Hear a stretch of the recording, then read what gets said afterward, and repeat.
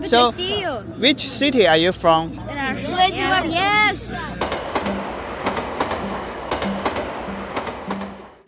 松花江畔的一个小渔村，为什么仅用了100年的时间就发展成为了国际大都会、东方莫斯科、东北中心城市？这就是槟城哈尔滨的故事。它是今天中国东北北部的对外开放中心。我在哈尔滨游历了5天，探古访今，寻幽觅胜。哈尔滨曾是俄国境外最大的俄国人聚居城市。这一段历史以怎样的方式影响并塑造了今天的哈尔滨呢？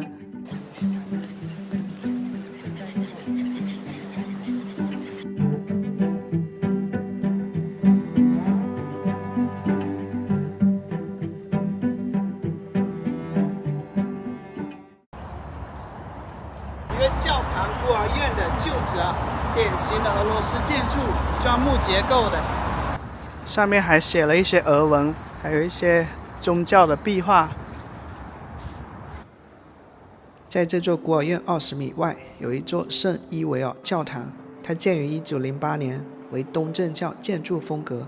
哈尔滨随处可见的俄罗斯痕迹，跟2个历史事件有关。一个是1897年中东铁路修建，它是一条由俄国和清政府合建的铁路，大量的俄罗斯技术人员、工人和移民随铁路而来，其中包括许多的犹太工程师和商人。关于中东铁路，这集影片有详细介绍，这里不再赘述。另一个历史事件是1917年的俄国10月革命，布尔什维克夺取政权，并建立了苏联。大量的白俄在国内失去立足点，大量流亡国外，主要前往欧洲、美国、远东及中国东北地区，尤其是哈尔滨，是这些反对苏维埃的白俄的重要聚集地。资料显示，1918年几千名白俄官兵和超过10万名的俄裔流亡到哈尔滨，哈尔滨变成了大规模的白俄和犹太人流亡者聚居的中心，成为俄国境外最大的俄国人聚居城市。这2个历史事件层层递进，推波助澜，将俄罗斯3个字镌刻进了哈尔滨的近代史里，这才有了今天哈尔滨跟俄罗斯千丝万缕的关联。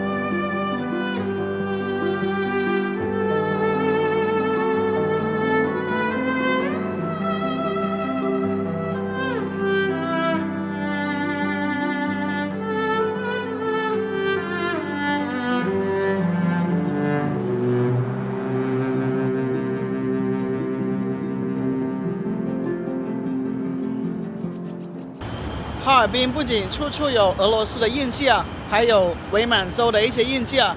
这个就是伪满洲中央银行的一个哈尔滨支行的旧址啊，是典型的折中主义建筑风格。所谓折中主义，就是在哈尔滨很多建筑都能看到，也就是它融合了新古典主义以及巴洛克，还有文艺复兴的一些这种建筑风格啊。可以简单理解，就是说它杂糅了很多的这个建筑形式的一些特点。咱们进去简单看一下内部的一个格局啊。918事变后，日本攻占了中国东北3省，于1932年占领了哈尔滨，并扶持清朝末代皇帝溥仪建立满洲国，定都吉林长春。关于满洲国的历史，我在这集影片中有较详细的介绍。到了1935年，苏联将中东铁路出售给了日本后，约有10万名俄罗斯裔撤出哈尔滨，返回苏联。这是中国工商银行的一个办公地点啊，挺有意思的。第一次看到银行是这种铁栅栏的一个柜台。哇，这里面的话，感觉有种气势恢宏的感觉。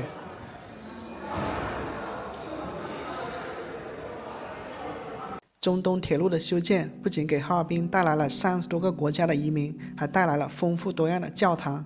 哈尔滨曾拥有超过70座不同教派的教堂，包括东正教、天主教、基督教。至今仍有20多座教堂保存完好。刚才打车过来，我问出租车司机，我说，哈尔滨最知名的教堂有哪些？他说教堂可太多了，压根数不过来。然后我打车来到了这个地方，就一个小小的地方有3个教堂，咱们一个一个看一下。这个是天主堂啊，在天主堂对面啊，有一个是原东正教墓地祈祷亭。在这种繁华现代化锃亮的建筑之中间，有一个小小的这种比较古朴的亭子啊，还挺别树一帜的。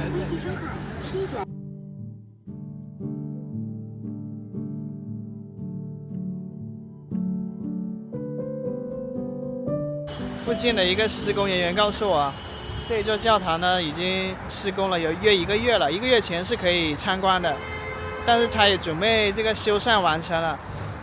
哈尔滨基督教堂啊，这个应该是经过修缮了。1916年建成，原名尼埃拉斯教堂。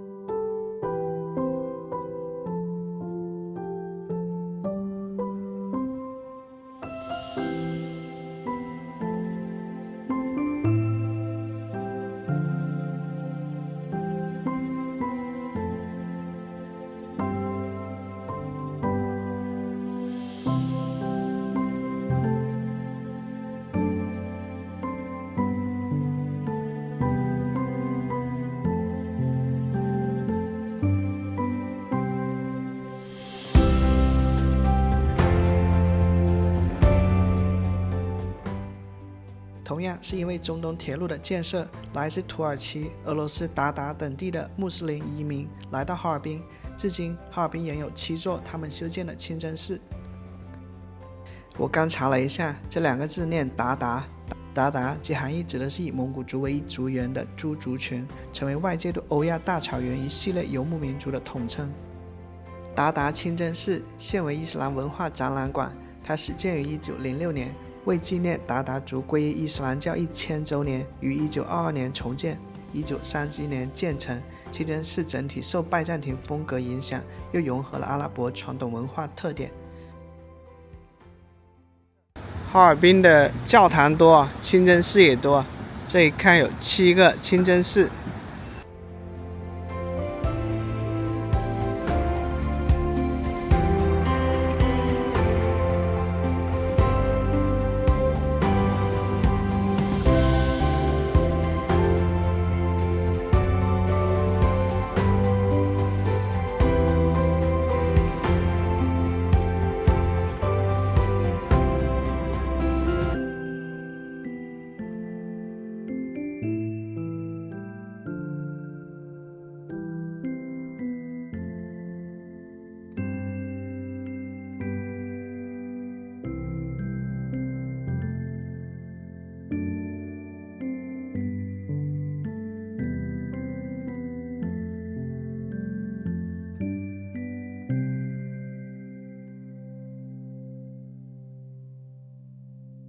咱们前面聊到，哈尔滨跟绥芬河一样，是一座火车拉来的城市。因为俄国人跟这个清朝修建中东铁路，然后在这个松花江畔的小渔村，也就是今天的哈尔滨啊，然后设站，渐渐的哈尔滨就发展成了远东最大的一个大城市啊。那么哈尔滨的铁路如此发达，它的地铁又是怎么样的呢？我们进去看一下。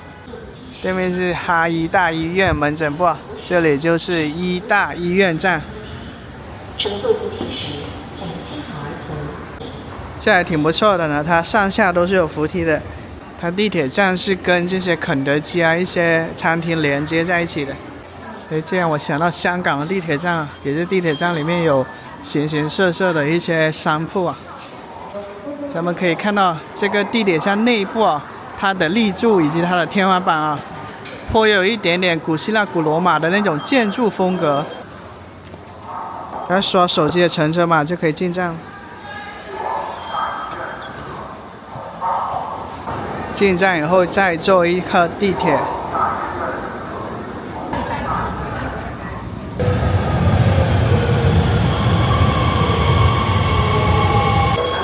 它车厢是分强冷、弱冷区啊。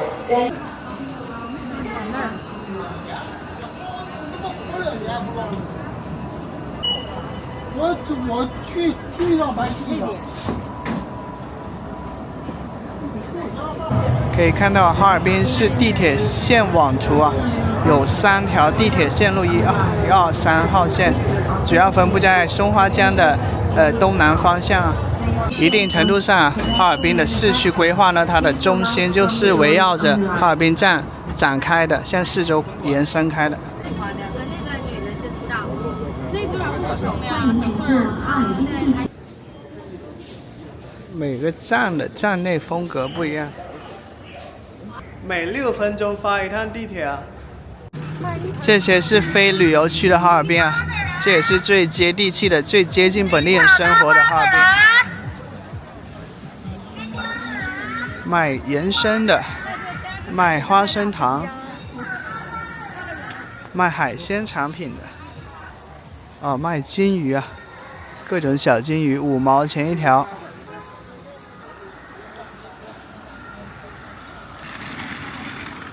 卖鸡卖鸽子，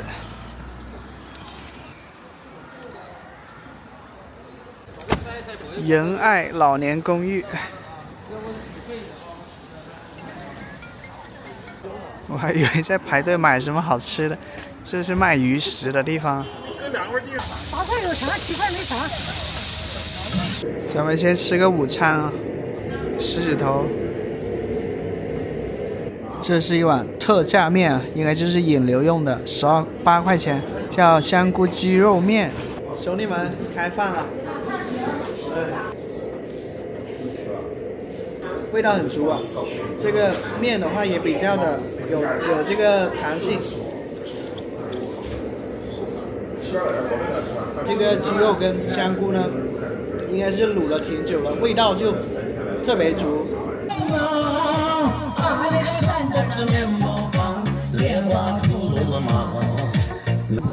闯关东啊！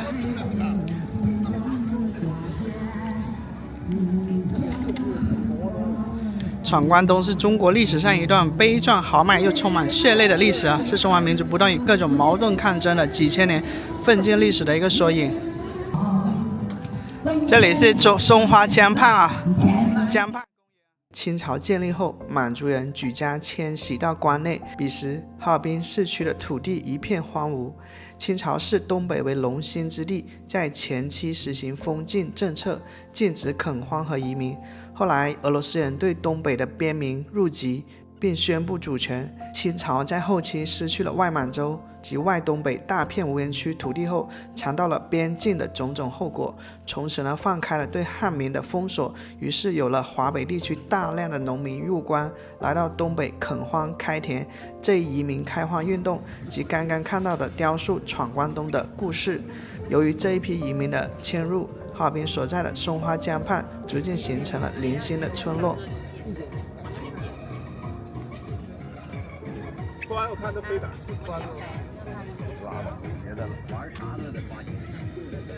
前面提到，清朝视东北为龙兴之地，一直以来实行封禁政策。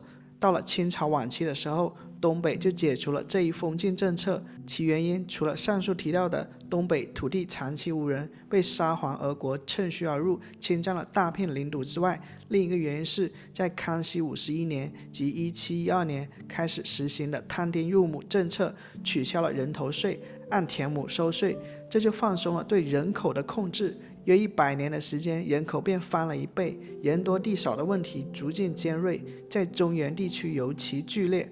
到了19世纪时，黄河下游水旱频发，饿殍遍野，此时东北却有大片肥沃土地闲置，开始使关内的农民涌起闯关东的浪潮。尤其是公务饥荒时期，指的是1875年到1878年，在河南、山西、陕西、山东发生了特大饥荒，由于山西最严重，大批灾民涌入关东，朝廷呢也默许。从此闯关东成为了社会上生活困难者寻找出路的标准做法。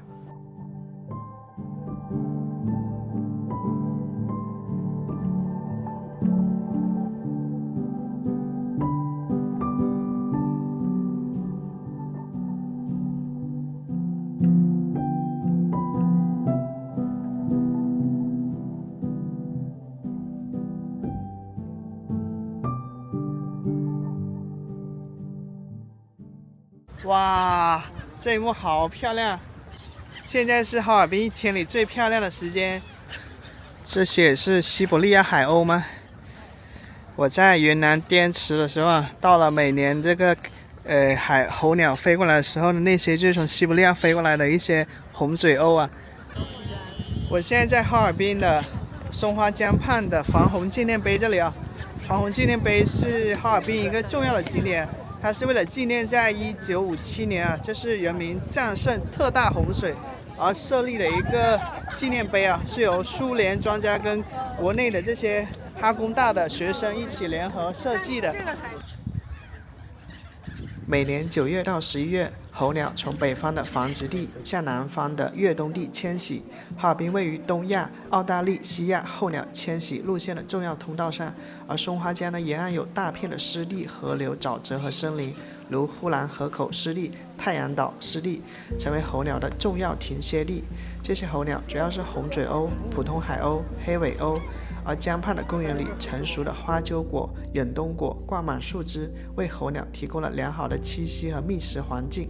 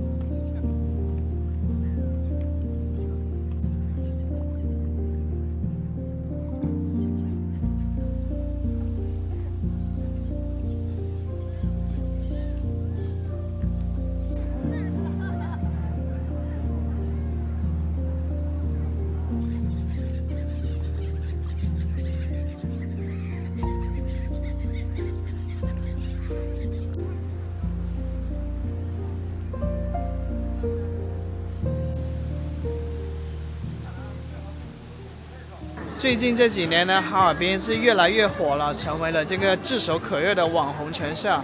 而今年2024年呢，哈尔滨的冬季将迎来它这个爆火的高潮啊，因为今年冬季呢，就是第9届亚冬会在哈尔滨举办，同时呢，它最受人关注的冰水大世界呢，也达到了它历史最大的规模啊。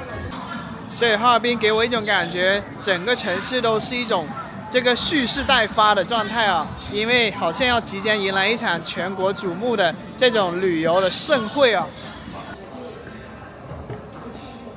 我现在来到了哈尔滨的中华巴洛克，这里是国内这规模最大的、保留最完整的巴洛克建筑群啊。这个也是因为中东铁路带来的这么一片巴洛克建筑群啊。雪湖。拍照一次30块钱，这里颇有一点这种民国电影电视剧的取景地的感觉啊。这里是中华巴洛克。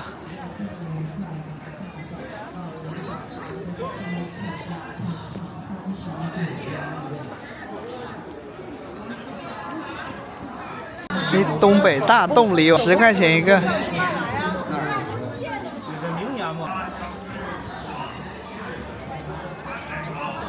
益顺园啊，建于1922年，樟木结构，中华巴洛克建筑风格，哈尔滨市2类保护建筑。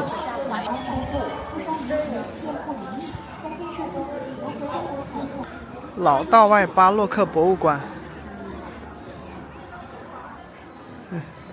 过去的一个道外巴洛克街。没事，走吧。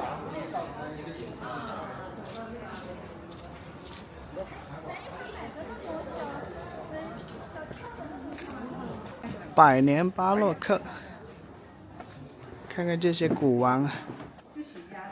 巴洛克，它跟整个城市一样都是火车拉来的，因为当时中东铁路开通以后，大量的资本外商然后涌入哈尔滨啊，就聚集到了现在的中华巴洛克的这一片街区啊，然后建起了很多的巴洛克风格的房子。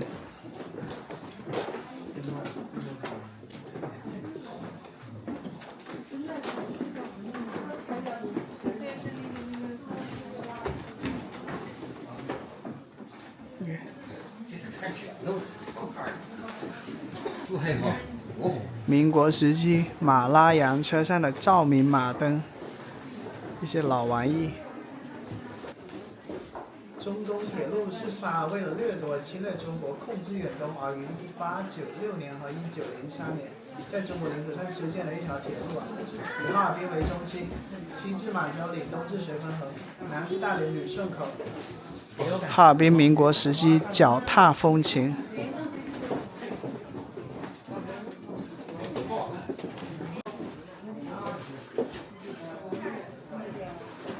民国时期啊，各种皮箱。这是什么呀？雕。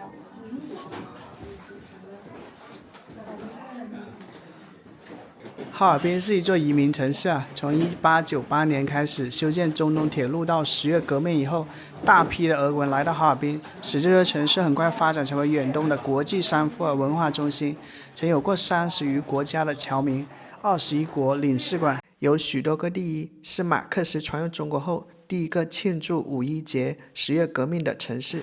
哈尔滨的建筑是欧亚建筑艺术的荟萃，所遗留的各式建筑讲述了这座城市不同时期的故事，而不同阶段迁居这个城市的中国人、俄罗斯人、犹太人以及其他国籍的人们，每一个人都是哈尔滨短短城市历史的一部分。民国时期哈尔滨东富家店木质韵艺版，各种烟叶盒、巴扬俄国乐器。民国时期哥伦比亚牌手摇唱机，八音盒上的铸铁唱片。民国时期繁华的哈尔滨曾居住大约20万外籍人士，其中大部分是俄罗斯人及犹太人。该展品为典型的俄罗斯风格大衣柜，造型朴实大气，衣柜上刻有中文“广厦千万间，取台300折”，这是周恩来总理在哈尔滨视察期间为著名剧评表演艺术家的题词。基督教油画。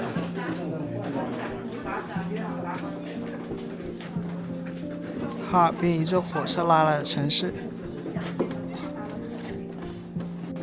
上面还写了一些是俄文吗？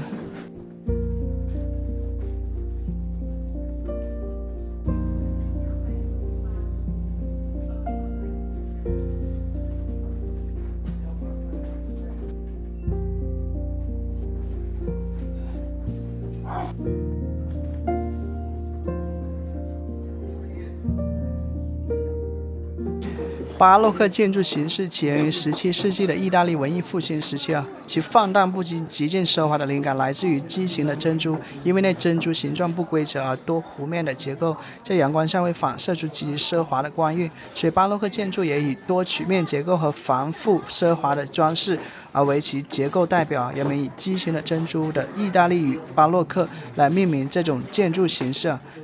从照片可以看到，过去这一片街区确实是有很多那些很欧式的一些巴洛克建筑的，也就是它的建筑外墙上有非常精美的浮雕但是今天我在这个地方走吧，我感觉他们翻新了，已经有种面目全非了，就看着非常崭新就比较难感受到那种古朴的、有历经100年的这种巴洛克建筑的一个原样了。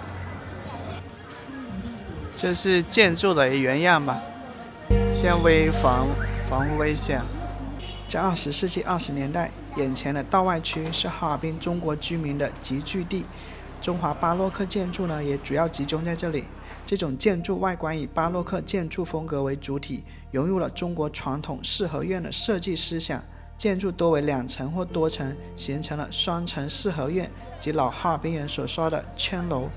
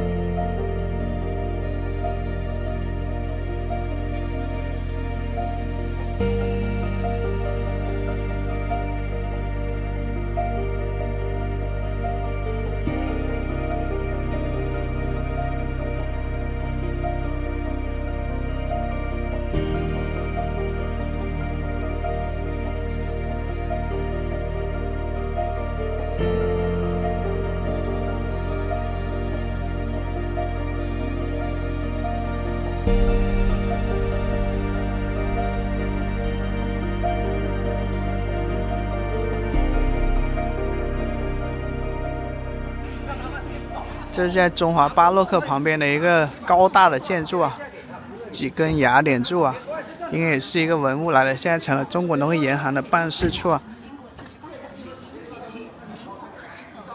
咱们看一下它是什么背景历史故事啊？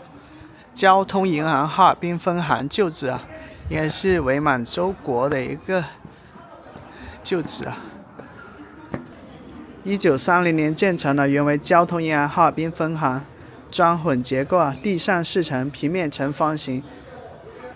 这个立柱挺大的，而且呢，下面的它的那个柱头特别的精美。看一看这些真正的巴洛克建筑啊。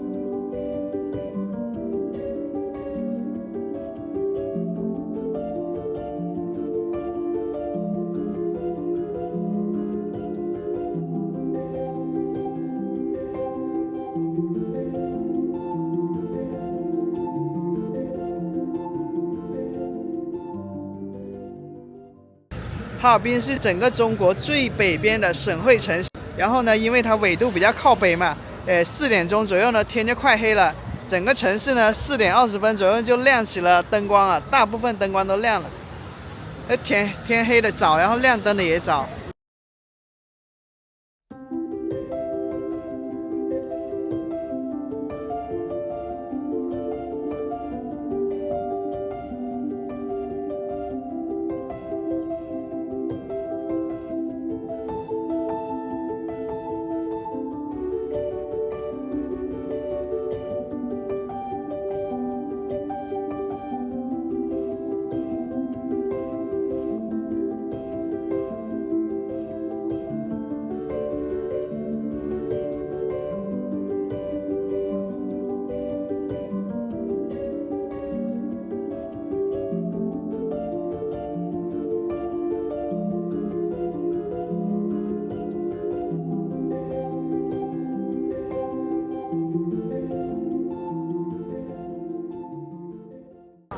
下午5点钟，圣索菲亚教堂也亮灯了。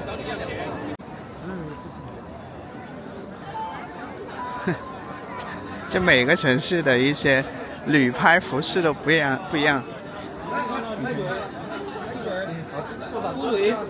哎，对，好。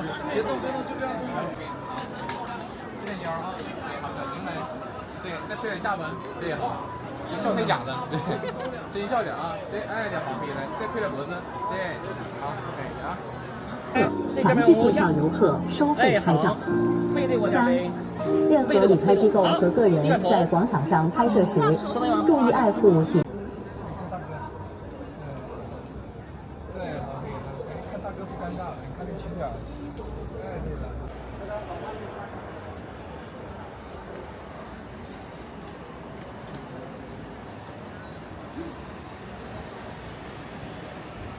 哎，这个表情有意思，这样放一下，嘟个嘴巴，嘘一下，1、2、3，看我，哎。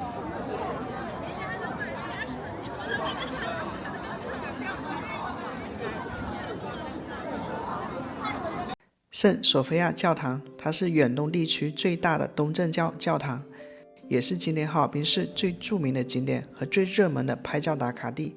它于1907年3月奠基修建，最初是俄罗斯帝国东西伯利亚第4步兵师修建的随军教堂，结合了拜占庭式建筑风格和俄罗斯民间木建筑风格，是一座形制严整的俄罗斯式东正教堂。在文革期间，教堂受破坏严重，圣器文物全部丢失。教堂现已改为俄罗斯建筑艺术馆，不再行使宗教功能。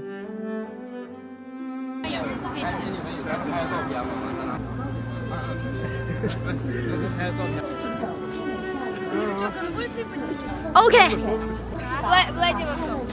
Елоси. Елоси. Что елоси? Что Это Россия. Елоси — это Россия. В смысле?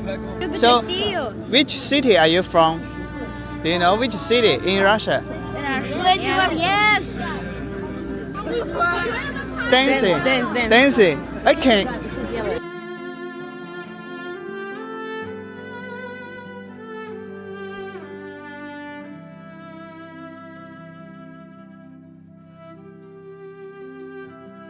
接近0摄氏度的一个低温啊，女孩子为了美丽啊，拼了穿这个露着2个手啊。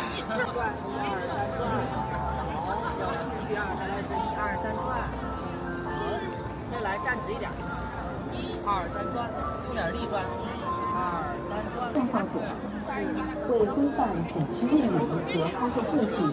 这里好多的公主啊，也很多摄影师啊。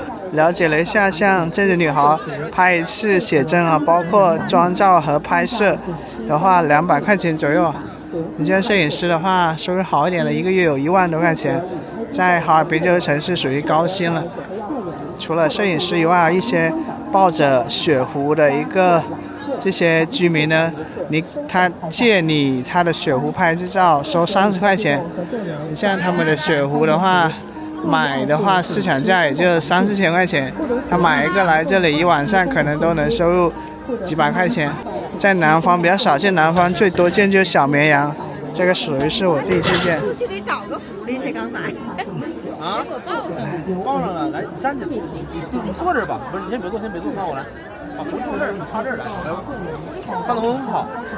安全，由于拍摄失误造成相关损失，所有费用由拍摄者自己承担。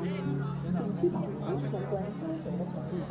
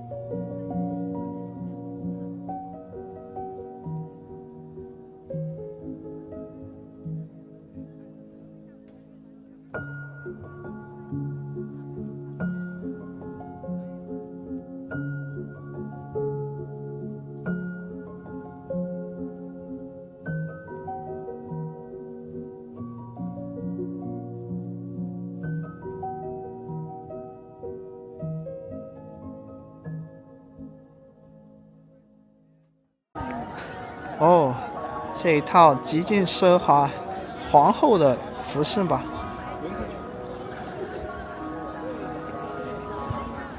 来，回头看我镜头啊，头再往我这儿转，对，好。能转吗？这样就。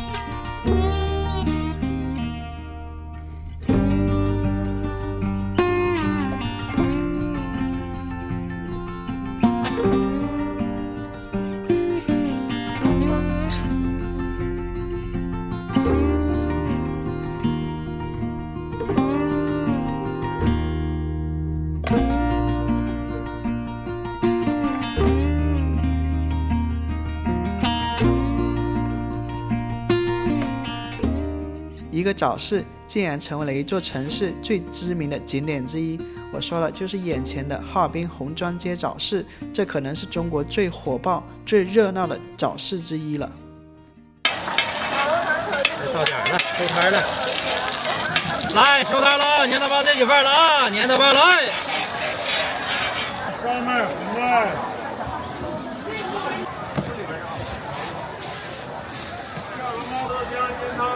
单装排骨3双鞋吧，2块钱，6块3角烧麦、馄饨。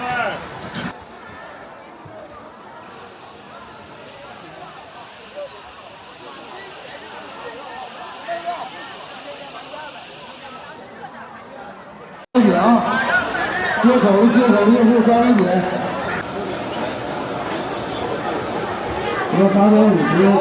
大姐，这个是什么馅的？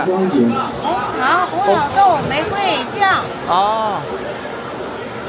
如果你想看更详尽的、更全方位的东北早市影片，欢迎看这一集影片。这一集影片我记录了哈尔滨市的以及牡丹江市的2个早市。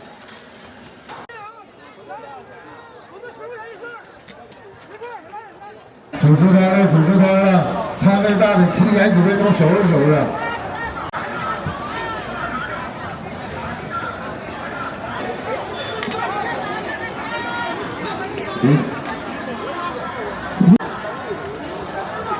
你好事咋找不着我呢？没人认识你啊！欢迎你大门，嘎嘎香了，有小卖美女哈！哎，看吧。谢谢米家面，嘎嘎香的了。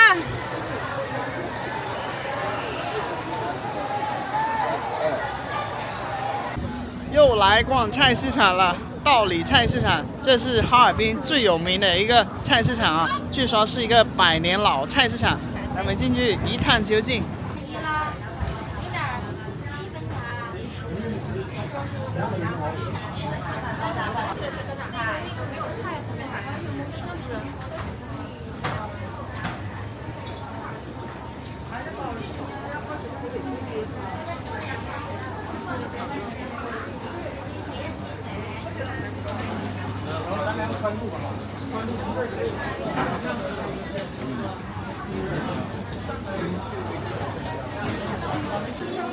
咱们看这个排队的人那么多，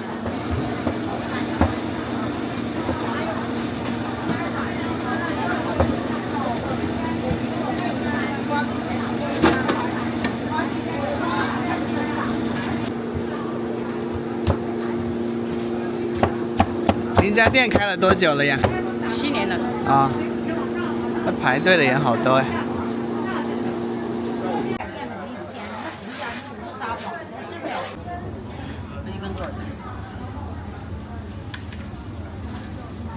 那里面几十把？那一针多少钱？你过来。那是原味的。就是原味，就是。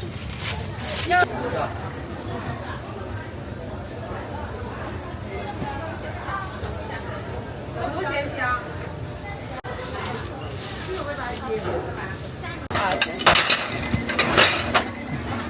买了4个蜂蜜面包，3块3。哇，这个挺不错的，外面就烤得焦脆了，里面就很绵软的，然后甜，非常香甜。现在我来到了哈尔滨的中央大街，这是仅次于圣索菲亚教堂的哈尔滨最出名的一个景点吧。而我脚下这个石头呢，来头不小啊，据说有100来年的一个历史了。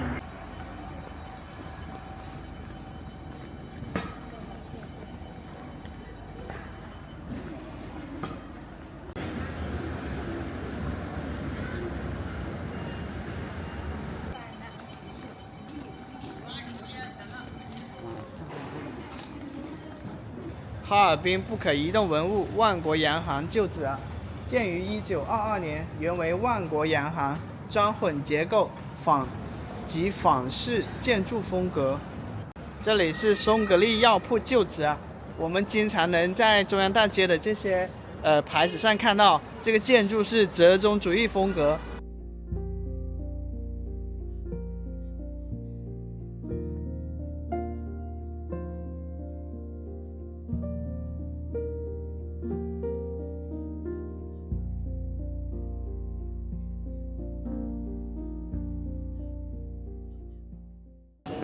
哎，辛苦这些环卫工人了，刚扫干净，然后风一吹又纷纷落叶，地面上又铺了不少的叶子。在上世纪20年代来到哈尔滨的外国人，除了因为10月革命逃亡到哈尔滨的俄国人以外呢，还有很多来到哈尔滨经商的犹太人啊。这里是哈尔滨犹太人活动旧址群啊，哈尔滨犹太人远东银行旧址。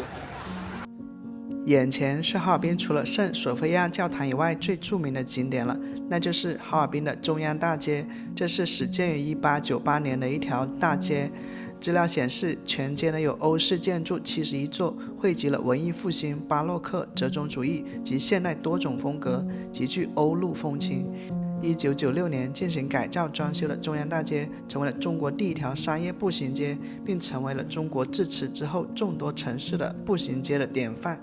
在20世纪初，中东铁路的建成以及俄国10月革命，令包括美国、德国、波兰、日本、法国等33个国家的16万侨民移居到哈尔滨。而自1907年起，先后共有16个国家在哈尔滨建立了领事馆，并建立了数千个工商业、金融业等企业，形成了东北亚的一个国际经济、金融和运输中心。随之而来的还有各种欧式建筑、教堂、外语学校。哈尔滨的中国人，包括汉族和满族，也建立了包括酿酒、食品和纺织工业等企业。我几乎航拍了中央大街上所有的欧式建筑。接下来这部分内容可能会有点冗长，如果你觉得无聊，可以跳到下一章节观看。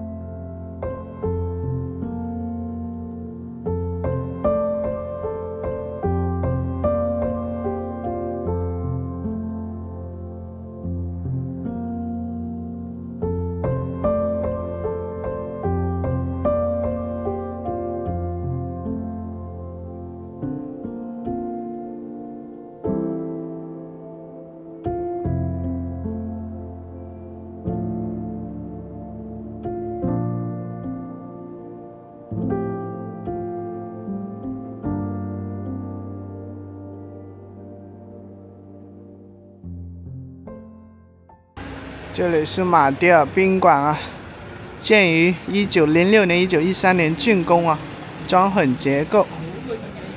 哈尔滨中央大街上的马迭尔宾馆，该宾馆建于1906年，由俄罗斯商人投资修建，是中东铁路开通后哈尔滨俄罗斯文化的地标之一。20世纪30年代，马迭尔宾馆推出了用纯牛奶制作的冰棍，逐渐成为哈尔滨标志性的美食。品尝马迭尔冰棍成为了许多来哈尔滨的游客必不可少的体验之一。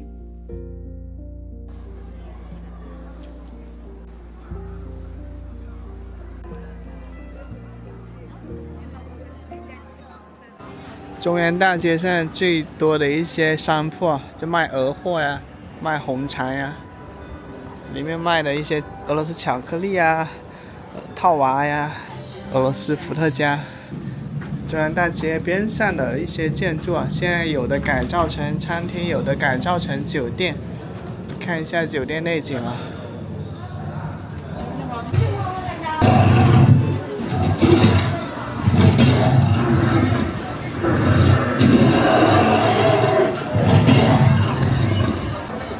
这里是夜晚的中央大街啊。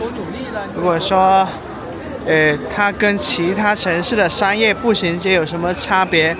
那么主要就是这两边的建筑啊，是一些百年建筑啊。中央大街在刚建设时名为中国大街，意为中国人住的大街。1898年，哈尔滨开始大规模的修筑铁路和建设城市设施。中央大街所在的地段原是古河道，运送铁路器材的马车在泥泞中开出了一条土道。后来呢，城市管理者在这一条土道经过的地方建立了道里区。从那以后，这里的俄国人的铺子逐渐增多，牌匾呢也多用俄文展示，经营杂货修表。这条街虽被称为中国大街，但街边两侧的欧式建筑却越来越多，商店呢也多为外国人经营。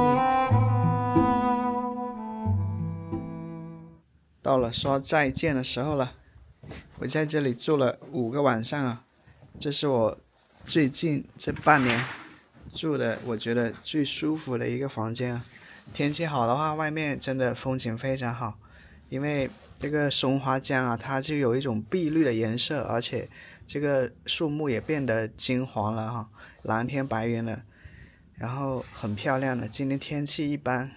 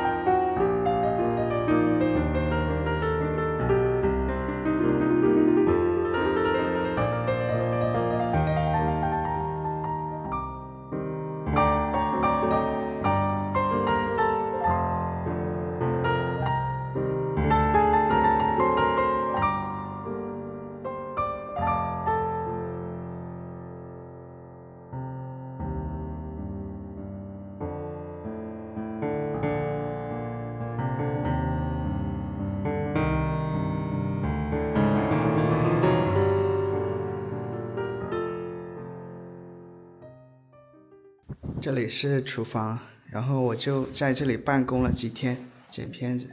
然后我现在从哈尔滨站坐火车去鹤岗，给大家看一下这个中东铁路上的一个大站啊，哈尔滨站。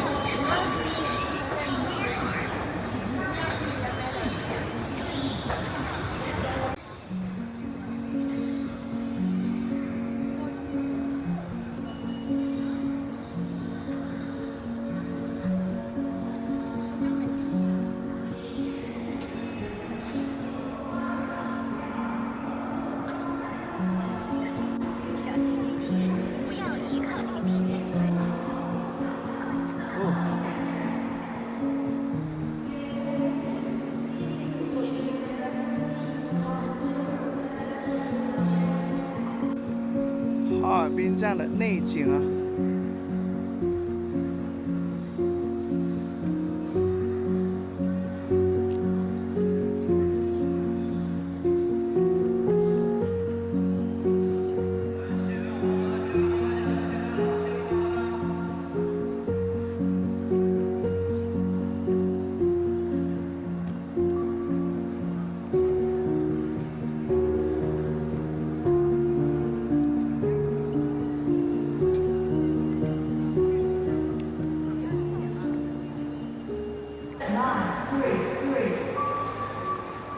哈尔滨这个火车站很有这种，我看资本主义刚刚萌芽的时候那种资本主义工厂的感觉，就很工业风。